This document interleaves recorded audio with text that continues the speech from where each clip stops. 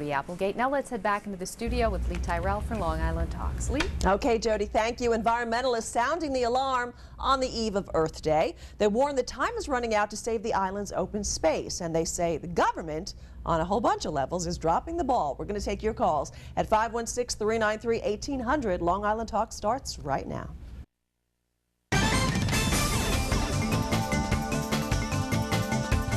Hello everyone, welcome to Long Island Talks, the show that lets you weigh in on the big stories of the day. I'm Lee Tyrrell. Long Island environmentalists are questioning local government's commitment to conservation. They're pushing those in power to act now before what's left of the island's undeveloped land is all built out. So are promises about preserving open space being broken? Our senior correspondent Drew Scott takes a look at a story you saw first on 12. It's a scandal. Why would they do that? Dick Amper of the Pine Barrens Society blasting state, county, and local officials for going too slow on saving open space. In a new report, Amper says from an all-time high of 3,000 acres preserved in 1991, Suffolk bought only 764 acres in 2007, 618 in 2008, and just 352 acres last year. At this rate, he says the county will fall far short of the goal set by environmentalists for the year 2020. That's the date when experts believe that any land that is not saved will be committed to development. We have not only failed to get at the rate we need to accomplish that goal, we are actually hopelessly out of the capacity even to get it there. And the Pine Barrens Society says there are nearly 70,000 acres left here on Long Island of open space like this in Smithtown that are ready for preservation, but they say the government is dragging its feet. Most of the money to buy open space comes from Suffolk's 0.25% sales tax, a tax on land transfers in the East End, and various bond issues, all approved by voters. But critics say local officials aren't moving quickly enough to use that money. Is the Levy administration still committed to acquiring open space? Absolutely. Environmental Commissioner Carrie Meek Gallagher says property acquisition isn't as easy as it was a few years ago due to the recession and the real estate slump. We've invested in levies just over 6 years, $483 million, or an average of roughly $80 million a year. Aaron Smith of Holtzville wants to keep Long Island green, but he's worried about the cost. Just keeping the taxes down, they're doing the right thing by not buying the land. But Jeannie Egan of Shirley doesn't mind paying to keep bulldozers away from scenes like this. Because it's conservation. It's good to preserve. In Smithtown, Drew Scott, News 12, Long Island. So do you think the government is doing enough to save open space here on the island? And if it comes down to money, are you willing to pay more to save more? 516-393-1800 is our number. LITalks@news12.com is our email. Joining me tonight in the studio is Richard Amper, Dick Amper, the Executive Director of the Long Island Pine Barrens Society, and Carrie Meek Gallagher, the Commissioner of Suffolk County's Department of Environment and Energy. Good to see you both. Thank you both for being here. Let's take a look at the numbers. These are the numbers from the White Book, the Long Island Pine Barrens' fourth study, as it takes a look at preserving open space. This is the 2008. Now, they went county and state and town by town, but we're only going to take a look at state and county right now for this discussion. So 64 acres in New York State preserved, $19 million spent. Nassau 89 acres, 29.7. Suffolk 618 acres, $91,278,000 spent. That's in 2008. Let's take a look at the 2009 numbers. New York State 63 acres, $3,780,000. Nassau County 91 acres, $35,567.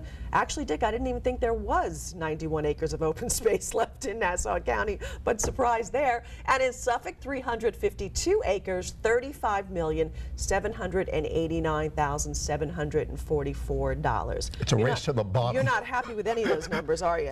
It's not a good thing, and it's sad because only 4 years ago, everybody agreed we should protect 35,000 of those 70,000 acres that you were discussing. And it doesn't require more money, as the question asked. The money has been set up in the quarter-penny sales tax that we all pay in Suffolk County, and in the Environmental Protection Fund. Yeah, and the Community Protection Fund on the East End, and the Environmental Protection Fund. So that money can only be used for this purpose. The people voted for it. So it's disappointing. But what's especially alarming is that we've been going slower and slower, and now for the first time it appears that we're not ever going to reach that goal. All right, and that creates problems. So in the white paper this year, you maintain the money is there, but you say politicians are intentionally slowing things down. Why? Well, there are any number of reasons, and I'm not in their minds, and I don't know why that is. The first thing that has happened, and it was terrible in 2009, is that there were several efforts to raid money. The public, they're paying 2.5 times the national average in taxes, go out and they say, okay, we'll give you more money, we'll give you up to $1 billion more money when all these programs are through, if you will spend it on protecting open space and farmland. And then there were four actually separate efforts in 2009 in Suffolk County to raid this money to move it in other places. The public eventually said no. Guess what? But that We're in a recession. Well, we are in a recession. Guess what? This is one of the worst recessions we've ever had in this economy. Well, it is, but we shouldn't be stealing from the public in the process. The problem is we shouldn't be moving the money into places where they don't want money to go. You know as well as I do that is not that's a precedent that was set a long time ago. Well, that's right. We should not be surprised. Exactly. I agree about that. You got to watch them. But in this particular case, as recently as a year ago when the recession began, 80% of Long Islanders said this is the right time to buy.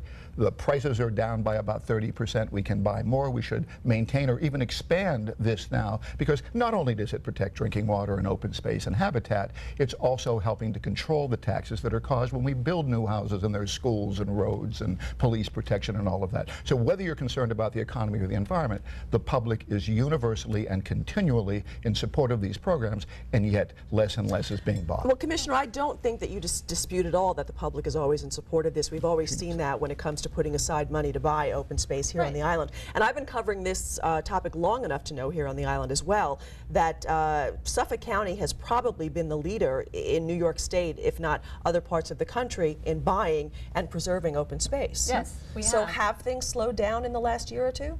Things have slowed down a bit in the sense that what we're seeing is a significant decrease in our acceptance rate. So we're still trying to buy as much land as we can, but it's a voluntary program. So when you see acceptance rates in 2005 and 2006, meaning the people you're offering the money to buy their open space, right, was 66%. 2008 it had dropped to 50%, and last year it dropped below 40% in terms of who was accepting our offers. And yet there are more willing sellers now because they don't have anybody else. The banks aren't buying, the developers aren't buying from them. There should be more. The only reason why a person would not sell his land is if they were not being offered fair market value. This is the only market in town, so I don't understand why that's happening. It's not happening in other places. Commissioner?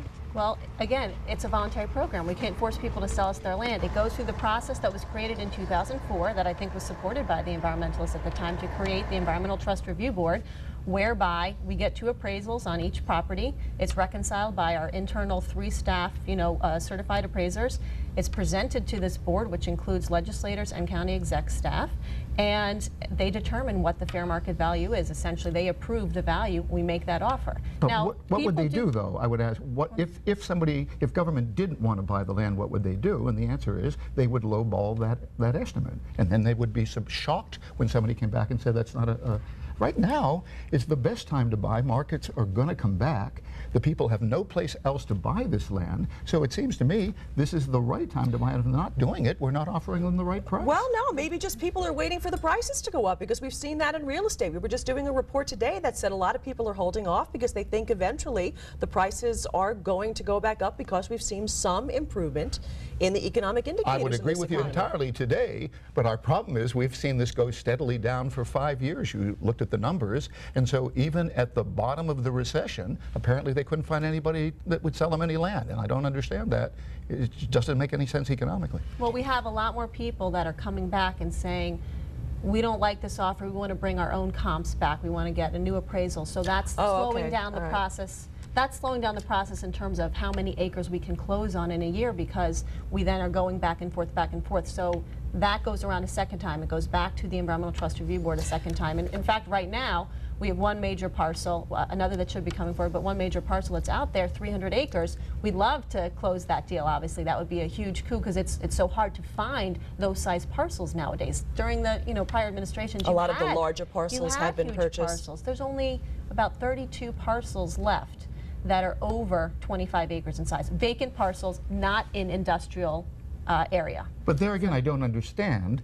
If there are smaller parcels. We need to make more transactions in order to get the same number of acres, and yet you've reduced the staff in the real estate division by 50%, and we're making fewer transactions, not just a smaller number of acres. So I'm saying it looks to me like there are a whole lot of things that are happening that if I were a business person and I knew I needed to do more transactions, I'd have a larger sales staff, and the public's put up the money to do it.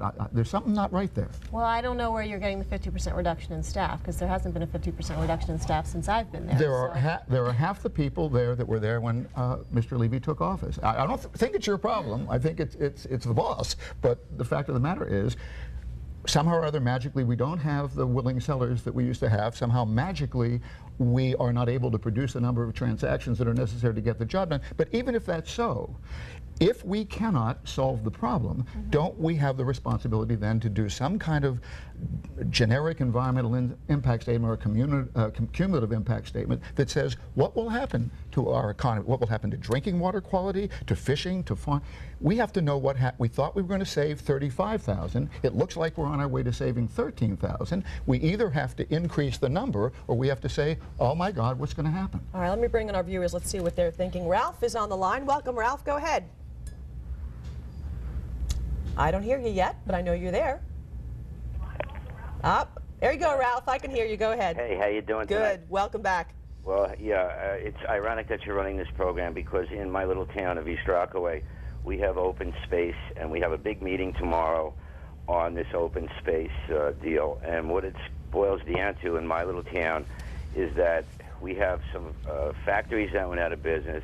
They want to rezone our area and put up 4-story apartment dwellings, and they're promising us tax, school tax, etc.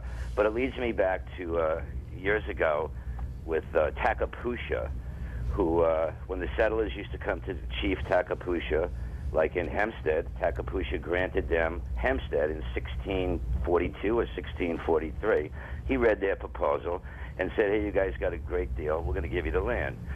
Well, if Tacapoosa could go to my meeting tomorrow in my place, he would probably read my proposal, and then he'd say, this looks like the great East Rockaway land grab. And then he would probably put the proposal down, and in kind of an eerie stare, he would look forward like he's projecting the future and say, Section 8 housing. And then he would probably look to his left, and he'd say, eminent domain. And then he would look to his right and say, people that live in apartment houses do not pay school taxes. So you've got to be very careful on land and who it's going to and what they're going to do with it to benefit the community or the town. Because land on Long Island, as we all know, is a commodity. And once we relinquish it to anyone, if it's not beneficial to the taxpayer in any community, keep the land and sit on it. It can only get worth more money. Well, Ralph has obviously thought that out. Hey, Ralph, good luck at the meeting tomorrow, because you have certainly put a lot of thought into this. There is no doubt, and I think none of us will disagree, that really our property, our open space we have here on our island is our economy, because it's our tourism, especially in Senator Moynihan County, first identified that our economy and our environment are inseparable. Tourism, the #1 industry, well, we're not going to send tourists to Queens. They want to go to the East End and pick pumpkins and strawberries and do those things. But at the same time, you know as well as I do, and this is the battle that we've fought for so many years, trying to balance people who want to live in affordable housing versus who want to live here and enjoy our beautiful open space, but do it affordably and also have the open space at the same time. We do want to have both of them, but we don't see the developers building the affordable housing that we all agree is necessary, and our problem is that we're also, at this point, not buying the land either. We're getting none of the things that our society needs here. We could make that trade, but we're not getting either of them. I mean, we both agree. Let me go to break so we can get more of our callers on the other side. Saving open space, do you think local and state governments are doing enough? 516-393-1800 is our number. We're going to take some more of your calls when we come back. I moved out here for the less crowdedness, for the suburban life, and it's now becoming very city-like and not liking it. Well, I think we could preserve more parks, things like that, open spaces for children, for parks and stuff like that.